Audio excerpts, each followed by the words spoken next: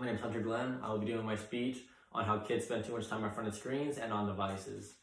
I'm sure we've seen a direct increase on kids just not being outside. I live halfway through the neighborhood, and when I drive home, I don't see a single kid out. I mean, you see a kid get in the car, get out of the car. That's all you see. And it's really sad. These kids grow up and don't have these interactions that we grow with. I mean, when I was a kid, you sit outside on the curb with your friends, you ride bikes, you play sports. I mean, you outside, you hear the ice cream man, you run inside and get your coins and you try to get ice cream, all the coins you can find. And you deal with other kids, you deal with adults, and you grow these certain emotions and these social interactions, and it teaches you how to be calm, patience, and all these different things that I feel like kids lack and they don't get to experience. So I'll be talking about a couple of topics I have here.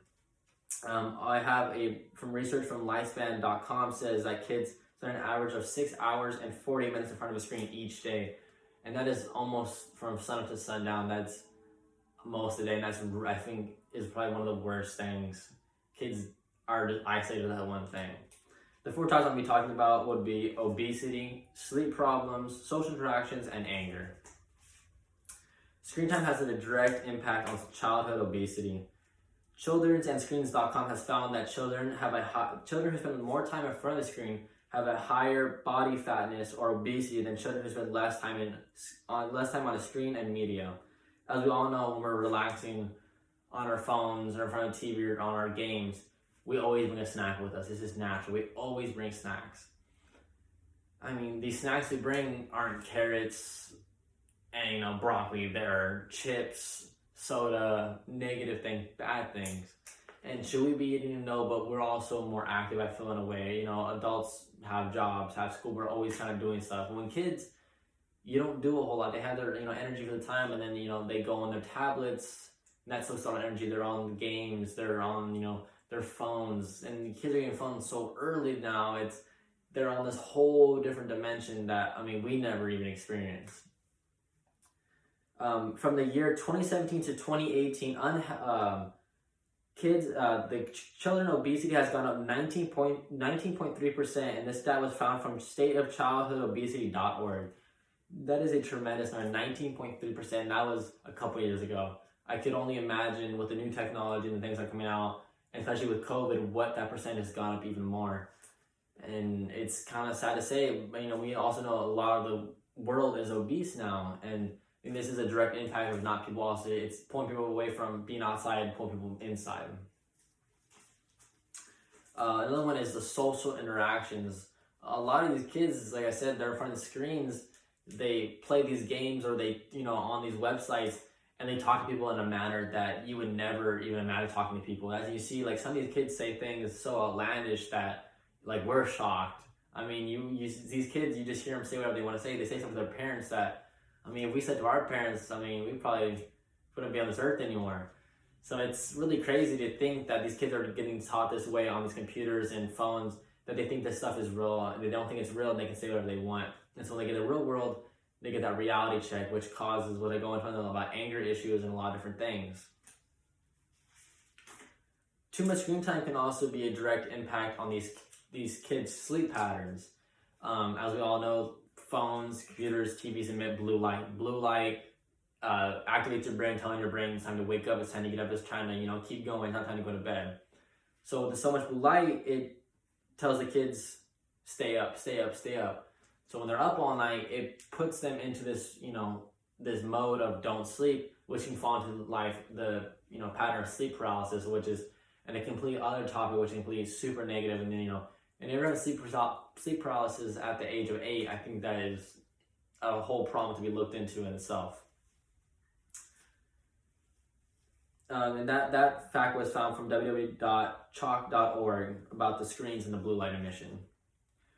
For my 4th and final topic, I'll be talking about anger, which I think is the biggest problem that the world is facing right now. There's so much anger. Obviously there's a lot of stuff going on right now, but it stems from all these different things that I think build these emotions up.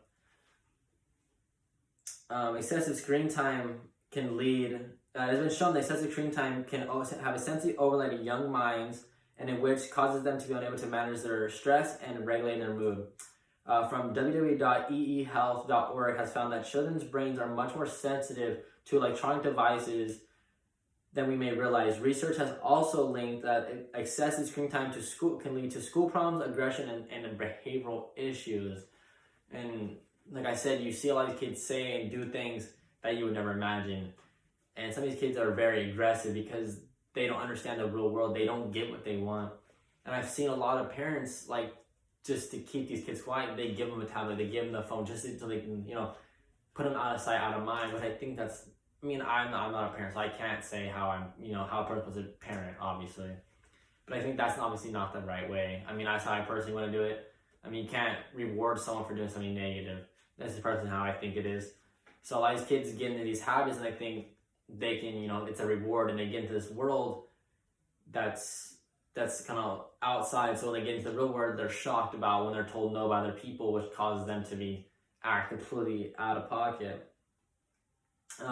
Doctors are even looking into the mental illness side of this, because doctors are doing brain scans and seeing how this is causing mental illness, which I think is really scary to think that these kids are having mental illness from being on screens at such a young age. That's all my topics I have. I just think this is a big that's really being overlooked by parents, doctors. I think it's really need to be looked into. For example, my good friends, they have 2 kids, and they're very smart kids. They're very young, ages 5 and 6, and they have tablets. They're very regulated, but they do have tablets they get at certain times of the day. And one of them figured out how to get off. The kids' YouTube got onto the normal YouTube, and somehow made down the rabbit hole of getting into some really violent stuff they were seeing. And it's crazy to think that these kids aren't typing anything in, but they're finding these videos, and that's also probably triggering them to be aggressive. And aggressiveness is built because they see the video and think it's, hey, it's okay. Like I said, when you're so young, your brain is so it soaks up so much, so they think that's okay, and they apply it in the real world. Like I said, this is a topic I think that really needs to be looked into, and I really appreciate you guys listening in. Thank you.